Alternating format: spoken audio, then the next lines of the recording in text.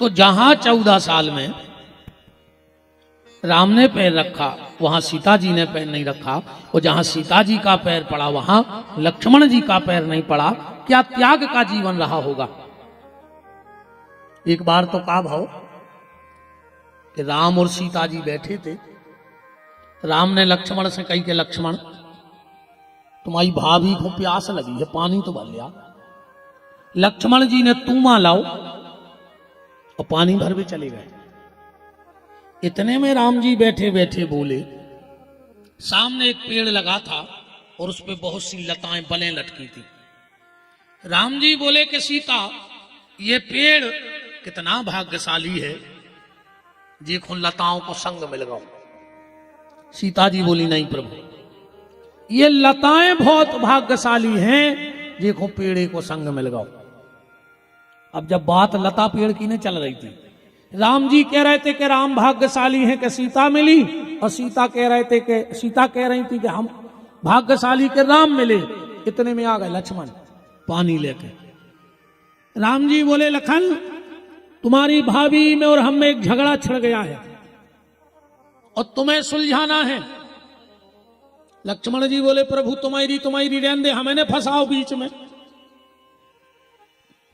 नहीं फैसला तुम्हें करना है। लक्ष्मण जी बोले जो हम फैसला करेंगे दोनों मानोगे? दो ही जने बोले हाँ मान है। बताओ। लक्ष्मण जी बोले बताओ क्या बात है। राम जी बोले कि ये पेड़ भाग्यशाली है जिसको लताओं का साथ मिला। सीता जी बोली नहीं भैया, ये लताएं भाग्यशाली हैं, देखो पेड़ को संग मिलो। लक्ष्मण जी बोले तो हमारी सुन ले, ये पेड़ भाग्यशाली नहीं है। सीता जी खुश हो गई कि अब हम तो जीते गए। जब दो में चुनाव है तो जैसे दो फार्म भरे हों और एक के हारवे की खबर आ जाए तो एक तो जीता ही गाओ। लक्ष्मण जी बोले प्रभु ये पेड़ भाग्यशाली नहीं है और ना ये लताएं भाग्यशाली हैं। सीता जी ने सोची तीसरा फार्म कौन को भरोगा बीच में। लक्ष्मण जी बोले मां ना पेड़ भाग्यशाली है ना लताएं भाग्यशाली है, भाग्यशाली तो वो है जो इन दोनों की छाया में आके बैठ जाता है। ना राम भाग्यशाली है ना सीता भाग्यशाली है, भाग्यशाली तो ये लक्ष्मण है जो दोनों की छत्र छाया में आकर के रह रहा है। ऐसी सीता जी का रूप सती ने बना लिया और आगे आगे चलने लगी। लक्ष्मण ने कहा भाभी, राम ने कहा नकली। राम जी ने सोची बच जाए तो अच्छी बात है, सो राम जी ने गली छोड़ दी। सती ने सोची कि रो रहा है सो देख या नहीं पाए, सुजवन गली राम जी मुड़े बेवता ही आ गई। राम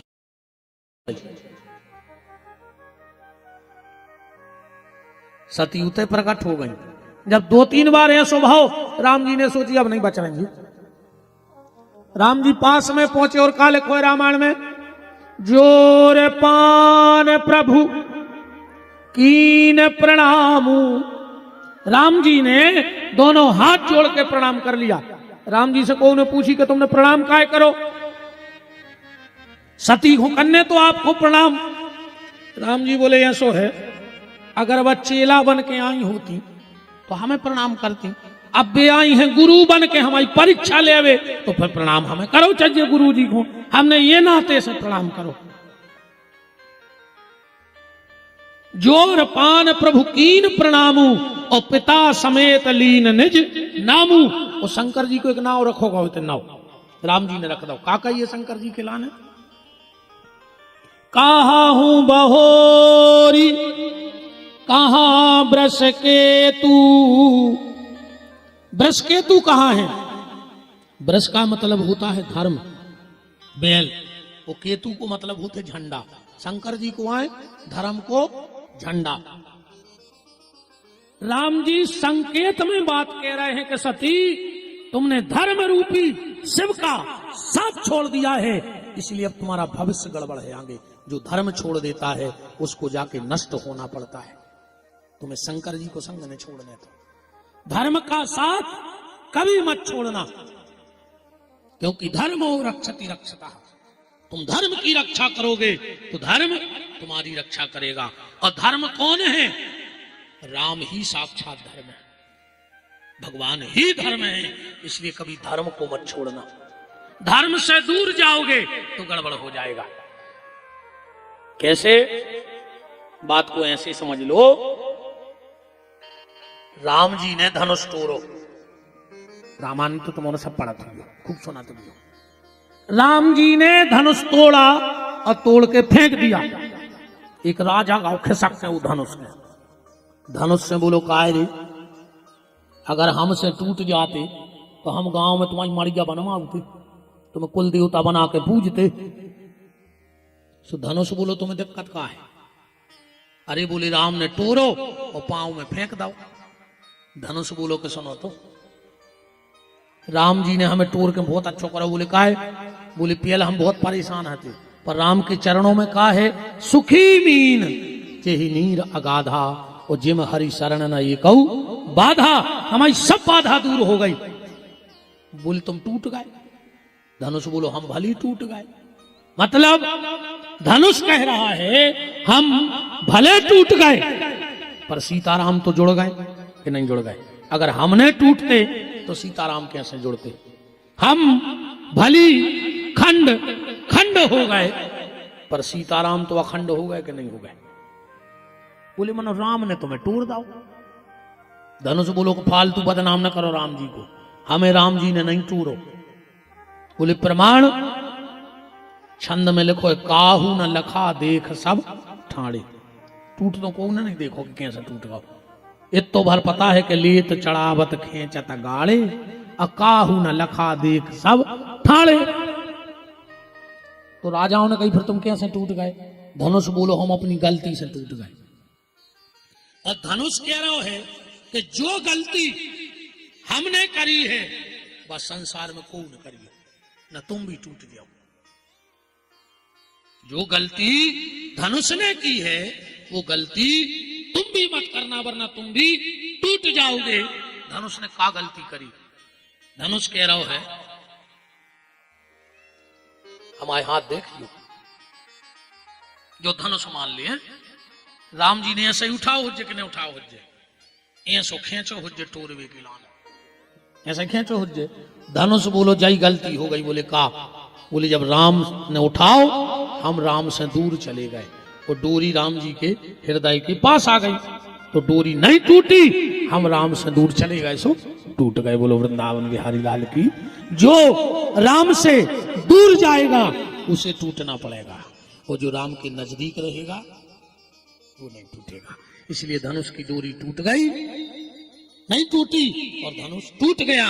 यही भगवान शंकर का चरित्र चल रहा है। राम जी सती से कह रहे हैं कि कहाँ हूं बहू कहाँ ब्रस की। सती बोली कि तुम हमें पहचान कैसे गए? जा बताओ, तुम हमें पहचान कैसे गए? राम जी बोले कि सब तुम्हारे पति की कृपा से पहचान गए। बोले हमारे पति की कृपा? बोले हाँ शंकर जी की कृपा से। कैसे? राम जी बोले तो सुनो, एक बार तुम्हारे पति देव भोलेनाथ ने कैलाश पे सब देवताओं को न्योतो करो, निमंत्रण हुआ सब देवी देवताओं का, तो सब देवता आए, भंडारो चल रहा तो 5 बजे तक को कार्यक्रम હતો, 4:30 बज गए। सबने देखो कि भगवान विष्णु नहीं आए अकेले, ब्रह्मा पहुंच गए, 10 दिक्पाल सब पहुंच गए, विष्णु नहीं आए। तो खुसर फुसर होने लगी कि विष्णु नहीं आए। तो कछु देवता बोले कि वे ऐसे नहीं आए होंगे, बेका तुमसे कम यहाँ है, यह सोचा जे को नहीं हो तो काय को स्वीकार कर। शंकर जी बोले ऐसा हो नहीं सकत मनो कि नारायण को घमंड आ जाए। पर बीच बारों ने और कान भरे।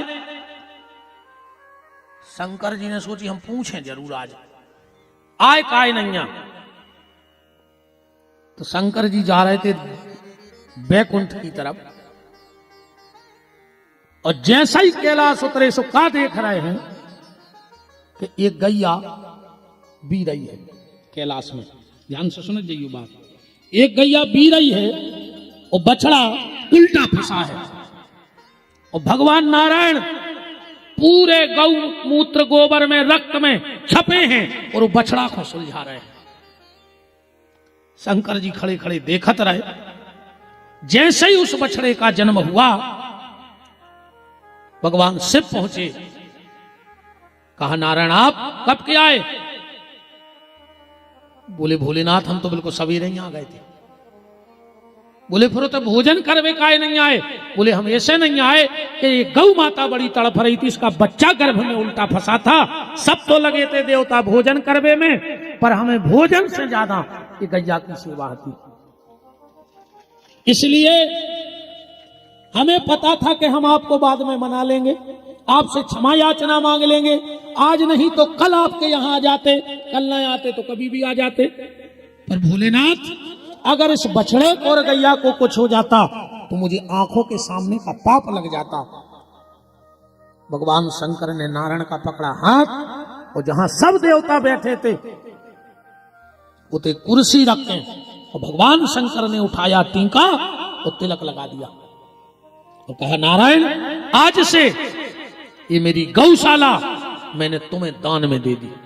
शंकर जी ने अपनी गौशाला नारायण को दान में दे दी। शंकर जी की गौशाला का ही नाम गौलोक धाम है, जहां नारायण रहते हैं। गोलोक धाम जो है ना, वो भगवान शंकर की गौशाला है, और उस गौशाला को तोहफे में भगवान शिव ने नारायण को दे दी, और सिर पे हाथ रख के नारायण के कहा नारायण जाओ, आज इस गौ माता की कृपा से हम तुम्हें आशीर्वाद देते हैं, तुम्हारे सामने कभी किसी की माया नहीं चलेगी, किसी का छल नहीं चलेगा, तुम सब पे भारी रहोगे, तुम्हें भूत भविष्य वर्तमान का ज्ञान हो जाएगा। तो आज राम जी कह रहे हैं कि माता तुम्हारे पति के कारण ही मुझे ये ज्ञान मिला है कि तुमने इतनी माया की कि मेरी पत्नी बन के आई, पर मेरे सामने माया नहीं चलती, इसलिए तुम्हें मैं पहचान गया। गौ सेवा के कारण ही। अब हमारे अध्यक्ष जी बैठे हैं, सचिव साहब, तो हम अपनी एक जानकारी दे दें, तो मोरा छोटी सी, फिर अपन विवाह की तरफ तो चला ही रहे हैं।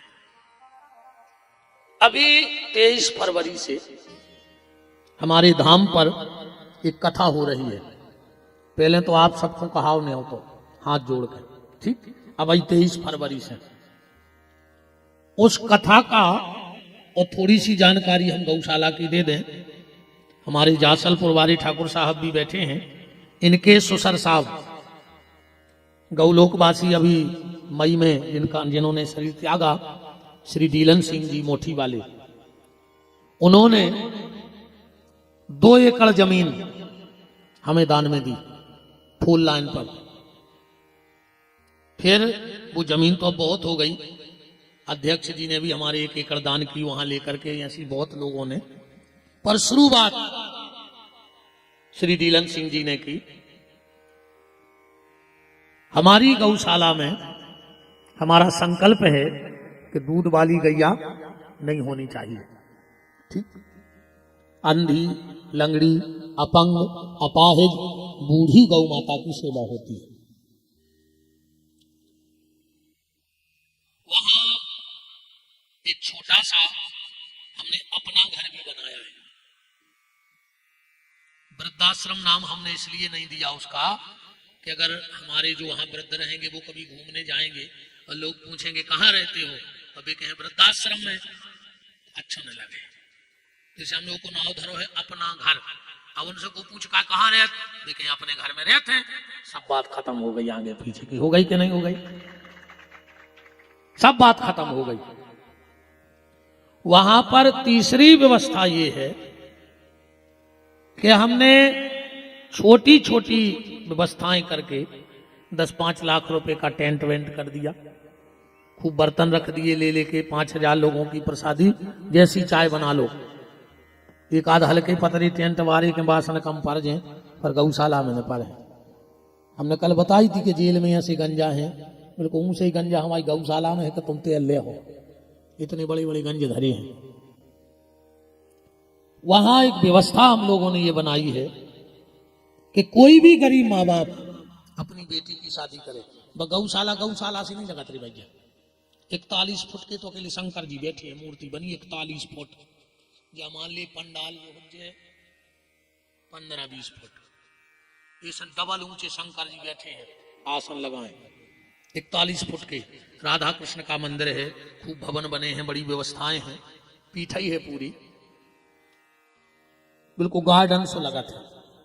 हम तो जब व्यवस्था बनाए हैं कि कोई भी गरीब माँ बाप अपनी बेटी की शादी करे, वहां उसको 1 रुपया नहीं लगेगा। जो उसको 1,00,000 1.5 लाख रुपए गार्डन और टेंट में लगता है, वो पूरी गौशाला फ्री है उसके लिए, ना लाइट का ना पानी का कोई व्यवस्था नहीं। आपको जाओ शादी करो, और बहुत निर्धन हो, इतनी भी गुंजाइश नहीं है कि तुम भोजन करा सको, तो हम उन्हें मिलकर वह व्यवस्था भी कर लेते।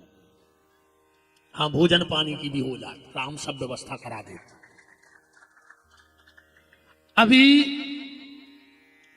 23 फरवरी से हमने पंडित जी से भी बोला था, भार्गव जी से रात में दुर्गेश के यहाँ बैठे थे, वहां भी बोला था।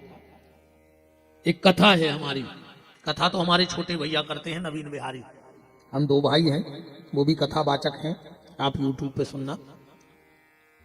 कथा वो करते हैं क्योंकि बड़ा कार्यक्रम होता है तो हमें व्यवस्थाएं देखनी पड़ती हैं। आप सब आते हैं तो आप सबके रुकने की, भोजन की, सब व्यवस्थाओं के लिए, इसलिए हम 6-7 दिन मंच से दूर रहते कि कथा तुम करो, हम तो व्यवस्था देखें। उसमें हम सीधा एक नियम बनाए हैं, वो तो 7-8 दिन को तो चला था भंडारो, दिन रात को, चाहे 10,000 आदमी खा जाए, चाहे 50,000, भोजन को भर को घुमना ने कहा थे। तुम्हें 2 बजे रात खाने सो मिले, 3 बजे खाने सो मिले हो, दिन भर तो चले है। कथा सुन भी आओ, कथा बिल्कुल न सुनो, तुम तो 2 टाइम पंगत करो, घरे जाओ। हाँ, मेला देखो, पंगत करो और घरे जाओ, फिर तो कथा तो सुनो भाई। इस बार 108 पंडित पाठ भी करेंगे बैठ करके मंच पे। 108 पंडित रामचरितमानस का पाठ करेंगे 7 दिन। 8 दिन का भंडारा होगा, यज्ञ भी होगा। उसका हम एक नियम बनाए हैं, आपको बता दें। हम उसमें यजमान बनाते हैं साल भर दोनों भाई। बैठने वाले जोड़े से हम 11,000 रुपये लेते हैं। जो भी हमारे यज्ञ में बैठा थे उसे 11,000 रुपया लेते हैं। अभी काय को लेते भी सुन ले, जो पैसा आप दोगे और जो गौशाला में आहे 1-1 चवन्नी, वह पूरी उताई गौशाला के निर्माण में लगा दो जाते पैसा। ने में संगीत वारों की चवन्नी दी जाए, ने पंडित जी की दक्षिणा, ने आरती, ने चढ़ोतरी, वो तो जो तया है वो गौशाला को कहा।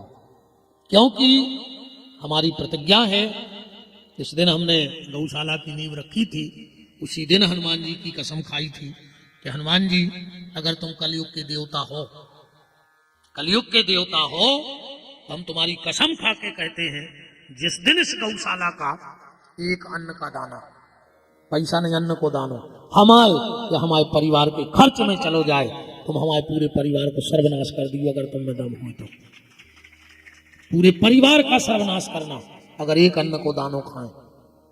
इसीलिए 5 साल हो गए, ये लोग देखने वाले हैं, हमने गौशाला में भोजन भी नहीं करे, तो कर हैं तो पहले रसीद कटा दे कि 100 रुपया की हमारी रसीद काटो, हमें 2 रोटी खुआ देगा, तुम्हारे नहीं मान रहे तो, पर हमसे 100 रुपये ले पहले, वरना हमें गौशाला का 7 दिन इतना बड़ा भंडारा चलता है, फिर भी हम अन्न का दाना वहां का नहीं खाते। और जो भी पैसा गौशाला का है वो गौशाला में लगेगा।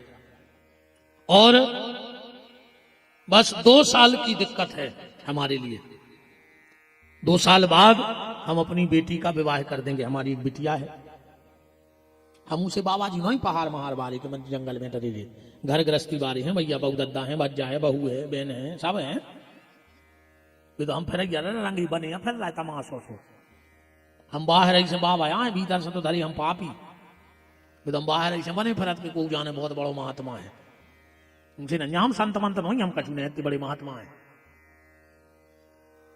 बेटी की शादी के बाद हमने नर्मदा में खड़े होकर संकल्प कर लिया है कि माई नर्मदा, अगर हम अपने वचन से फिर जाएं तो हमारे मुंह में कीड़ा पारियो।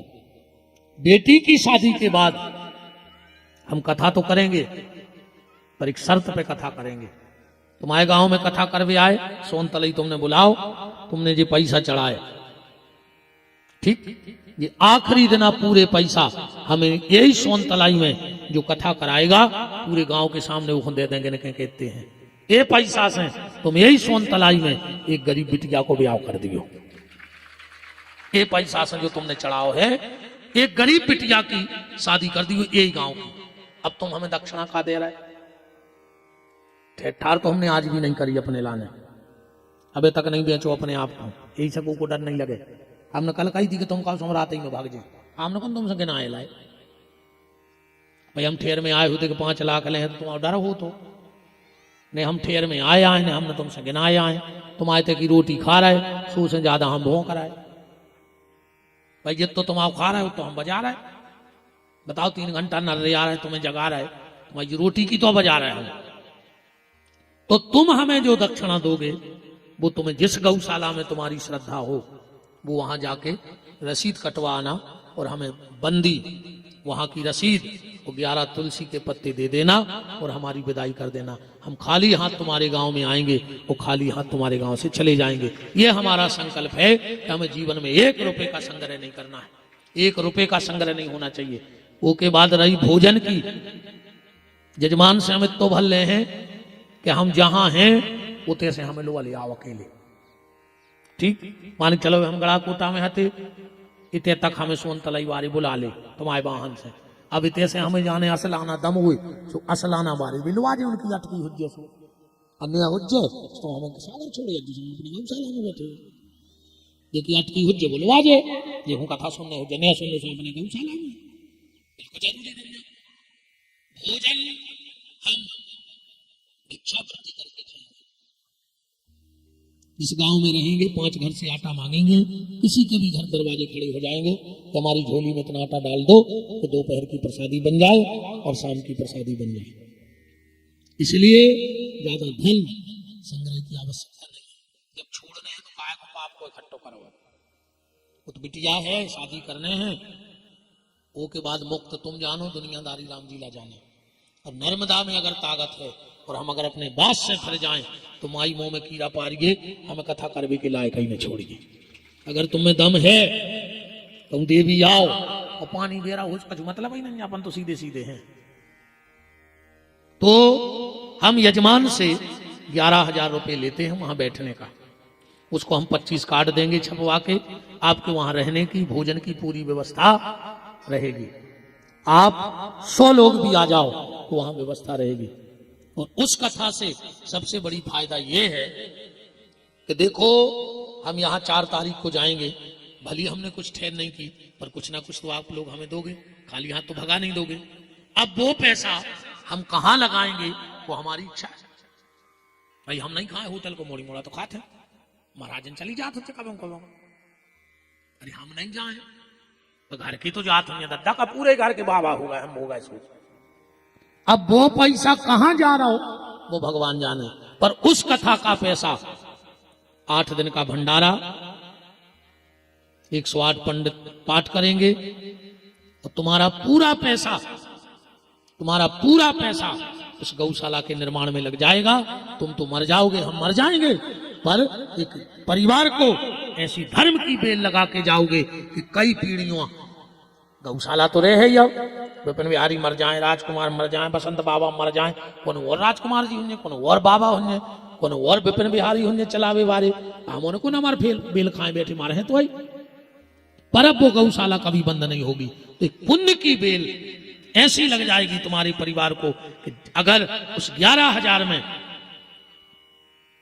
5 गइयों को रेवे की व्यवस्था बन गई तो कब नो बंदत रहे 5 गइयां जब नो वा गौशाला वे। अगर आप में कोई यजमान बनना चाहे तो अभी आप अपना नाम पता मोबाइल नंबर लिखवा सकते हैं। दूसरी बात, अगर आप कुछ गौशाला के लिए दान भी करना चाहते हो तो बिल्कुल जिससे जो बने सो देना। हम व्यास गद्दी से आपको ये वचन दे रहे हैं, आपका धन गौशाला में लगेगा, विपिन बिहारी के यहां नहीं जाएगा। एक नया पैसा आपका हमारे घर नहीं जाएगा। उन बूढ़ी अपंग अपाहिज गौ माता बूढ़ों की सेवा और गरीब बेटी के विवाह में लग जाएगा। हमें लेना नहीं, और हम खा भी ले हैं तो तुम्हारी नजर से बच जाएं, हनुमान जी की नजर से नहीं बच सके, क्योंकि कसम हम उनकी खाए हैं। गौ माता का धन ऐसा होता है, शास्त्र में लिखा है कि ब्राह्मण को अगर कोई गैया दान कर देवे, बहुत ध्यान से सुनियो जितने अगर पंडित जी हरे बैठे हो, तो अगर कोई ब्राह्मण को गौ दान कर देता है और वो गैया नहीं दे पा रहा और उन्हें 1100 रुपया महाराज को दे दे, भूखे मर जाइयो, पर वे 1100 रुपया अपने घर खर्च में लगाइयो। अगर गैया के नाव के पैसा आए हो तो 1100 रुपए का खरी चुनी चारा भूसा लेके गैयों को खिला देना। अगर एक भी अन्न का दाना उसका खा लिया तो भगवान छोड़ेगा नहीं, क्योंकि गौ माता का हक गोविंद नहीं पचा सकता है। ब्राह्मण तो छोड़ दो और किसी को तो छोड़ दो, ना कोई महात्मा, ना कोई संत, ना कोई साधु, किसी की औकात नहीं है कि एक अन्न का दाना गैया के नाम का पचा सके। भगवान सर्वनाश कर देंगे। इसलिए यहां जितने ब्राह्मण भी बैठे हो, मेरा हाथ जोड़ के निवेदन है आप सबसे, अगर कोई गैया देता है तो बहुत अच्छी बात है, और गाय के बदले आपको पैसा देता है तो भूखे मर जाना, पर उस पैसे से घर खर्च मत चलाना, क्योंकि गाय गाय है, गाय के आगे कोई नहीं है। गोविंद भी गाय की सेवा करते हैं, राम भी गैया की सेवा करते हैं, ऋषि मुनि संत महात्मा भी गैया की सेवा करते हैं। कुछ तो उस गैया में वो तो आज ऐसा संयोग सब बन गया, ठाकुर साहब भी आ गए, हमारी पूरी टीम भी आ गई, तो हमने अपनी बात आपके बीच में रख दी। आपको लगता है कि हम गौशाला के लिए कुछ दें तो देना, नहीं देना हो वो भी जबरदस्ती नहीं है। हाँ, अपन तो उनमें कि महाराज आए, हाँ, कि मर जाऊं मांगू नहीं, अपने तन के काज, हमें मरबो स्वीकार है। और बेसाधु महात्मा भी नोई जो 24 घंटा ऐसे ही हाथ करत रहे हैं, भी तो आए सब भिखारी, जो काम संतों को थोड़ी आए, महंतों को थोड़ी आए कि हाथ फैलाएं, नहीं। साधु का हाथ अगर ऐसा हो गया तो वो साधु नहीं भिखारी है।